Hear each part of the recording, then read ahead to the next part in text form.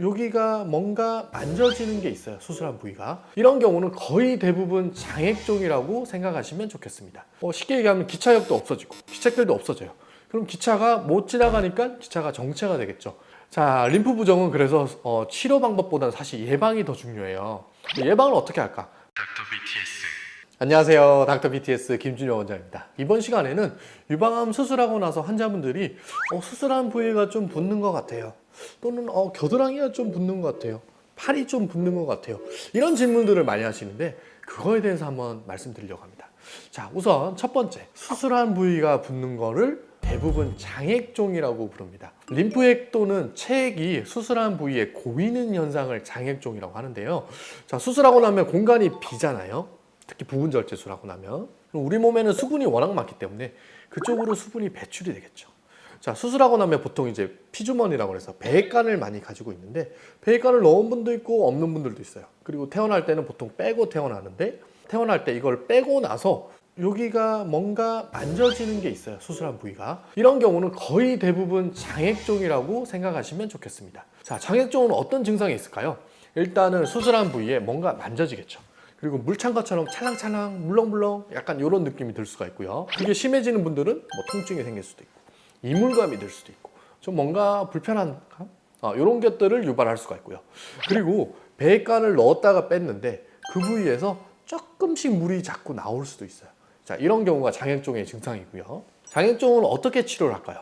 양이 너무 적은 장액종이다. 30cc 미만 정도가 되면 자연적으로 대부분 흡수가 됩니다. 이런 경우가 제일 많고요.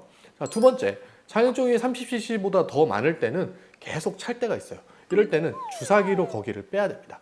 수술한 병원에서 빼주는 경우도 있고요. 수술한 병원에 자주 가기가 쉽지 않기 때문에, 왜냐하면 대학병원은 외래 잡기가 쉽지 않아요. 그래서 근처 유방외과를 방문하시면 정기적으로 장액종을 제거를 합니다. 언제까지 제거를 하냐면 얘가 양이 줄어서 한 30cc 미만 정도가 되면 자연적으로 흡수가 되니까 그때까지 보통은 주사기로 정기적으로 제거를 하셔야 돼요. 자, 세 번째는 압박 드레싱을 합니다. 여기가 수술했기 때문에 꽉 눌러놓는 거죠. 압박을 해놓으면 그쪽으로 잘 물이 차지 않거든요. 너무 오랫동안 장액종이 생기다 보면 경화제라고 해서 알코올을 거기다가 주입하는 경우도 있는데 사실 그렇게 많지는 않고요. 이런 경우도 떠나서 내가 계속해서 물이 나오고 너무 오랫동안 뺀다. 최악의 경우에는 다시 한번 배액관을 다시 넣어서 수술적으로 제거를 하는 경우도 있습니다. 이거는 이제 수술하고 나서 수술 부위가 붓는 경우고요. 자, 팔이 붓거나 겨드랑이가 붓거나 이런 분들은 우리가 림프 부종이라고 부릅니다. 자, 림프 부종은 림프절 수술 후에 발생하는 문제인데요. 림프액 순환이 제대로 되지 않아서 생기는 거예요. 그러면 이제 겨드랑이만 붓는 게 아니라 팔도 붓고요. 손도 붓고요. 이렇게 되는데요. 자, 그러면 림프절은 뭘까요? 림프절은 쉽게 얘기하면 기차역이라고 생각하시면 돼요. 안쪽에 이제 면역 작용을 하는 림프구를 만드는 곳인데요.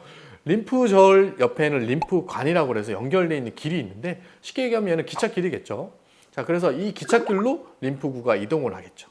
자, 림프액은 기차라고 생각하시면 돼요. 수술을 할 때는 우리가 림프절만 떼는 게 아니라 림프관도 같이 제거가 되기 때문에 쉽게 얘기하면 기차역도 없어지고 기찻길도 없어져요. 그럼 기차가 못 지나가니까 기차가 정체가 되겠죠. 그래서 기차가 못 지나가니까 부종이 생기는 거를 림프 부종이라고 생각하시면 좋겠습니다. 자, 림프 부종의 증상은 팔도 붓고 겨드랑이도 붓고 손도 붓고 이런 붓기가 제일 많이 생기고요. 그 다음에 붓기가 생기다 보니까 저림, 감각이 이상해짐, 그리고 팔이 움직임이 좀 불편해져 이런 이제 불편감이 생길 수 있고요. 그러면 치료는 어떻게 할까요? 자, 제일 많이 하는 건 우리가 비수술 치료 방법. 1번은 제일 환자분들이 많이 하시는 건데 림프 도수 치료라는 걸 합니다. 자, 쉽게 얘기하면 림프 마사지라고 생각하시면 좋고요.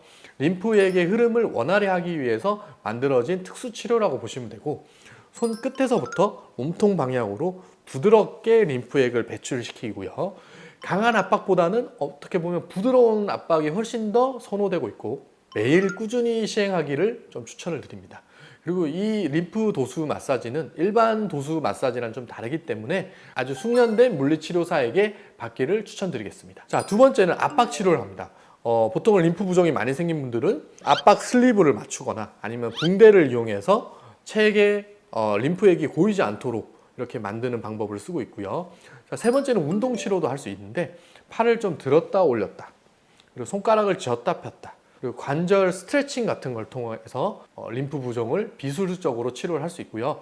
자, 이 강도는 저강도에서 시작해서 강도를 조금 올리는 방법을 많이 쓰고 있고, 처음부터 뭐 무리한 무게를 들거나 이런 거는 절대 추천드리지 않습니다. 자, 네 번째는 약물 치료. 약물 치료도 할 수 있는데요. 사실은 림프 부종 자체를 치료하는 약물은 없습니다. 하지만 도움이 되는 엔테론이라는 약물이 있고요. 얘는 림프 순환을 개선시키고 혈관 손상을 감소시키고 강화를 시켜서 림프액이나 혈액이 누출되는 것을 방지하는 역할로 하고 있고요. 사실은 뭐 근본적인 치료 방법은 아니기 때문에 보조적인 요법으로 사용하고 있다고 보시면 좋습니다. 그리고 만약에 내가 부종이 너무 심해서 감염이 같이 발생을 했다, 이러면 항생제 치료를 같이 하셔야 될 수도 있습니다. 이렇게 네 가지가 우리가 비수술 치료 방법이라고 설명드릴 수 있고요. 자, 그 다음에는 수술 치료 방법도 있는데요. 수술은 림프관과 정맥을 연결하는 방법이 있고요. 림프를 다른 곳에서 이식을 하는 방법도 있고요. 아니면 지방 흡입을 해서 여기 있는 부종을 좀 빼는 방법을 사용하기도 합니다. 사실은 수술 방법이 이렇게 여러 개가 있긴 하지만 효과는 그렇게 뚜렷하지 않다고 설명드릴 수 있습니다. 자, 림프 부종은 그래서 치료 방법보다는 사실 예방이 더 중요해요. 예방을 어떻게 할까? 팔을 심장보다 좀 높이 들거나 아니면 너무 뜨거운 물에 갑자기 들어가요. 뭐 사우나나 온천 같은데. 그러면 갑자기 혈액순환이 빨리 되기 때문에 이런 경우는 좀 피하는 게 좋고요.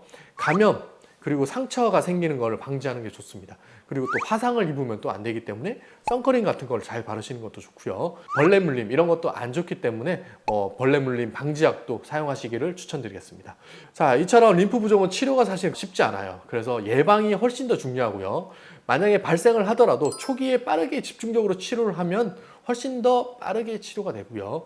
만약에 초기에 치료가 안 된다, 그러면 부종 부위가 섬유화라고 그래서 굳어버립니다. 그래서 치료가 더 어렵습니다. 그래서 부종이 만약에 의심되면 빠르게 병원에 내원해서 전문의의 진료를 받아보시기를 추천드리겠습니다. 지금까지 장액종과 림프 부종에 대해서 간략하게 설명을 좀 드렸고요. 다음에도 더 유익한 정보로 찾아뵙도록 하겠습니다. 지금까지 닥터 BTS였습니다. 감사합니다.